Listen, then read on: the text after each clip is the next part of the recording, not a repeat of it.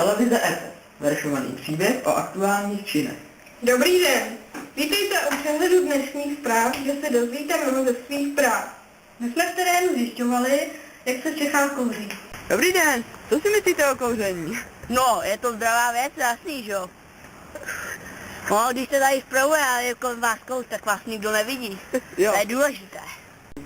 Přesná věc, Martinečka je doma. A když jdem na přecházku, tak těch vajbů tak se jí lepí na pasičky a je to strašný. A můj manžel žemře na kouření. To je hrozný, já to nesnáším jakým kous, to je horší než malašička spalovna. No já si myslím, že je to strašně dobrá věc.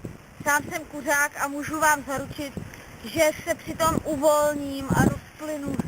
A vůbec dělá mi to dobře. Žaludek mám v pořádku z toho, je to fakt výborná věc. Manželka nechce kouřit, nevím proč.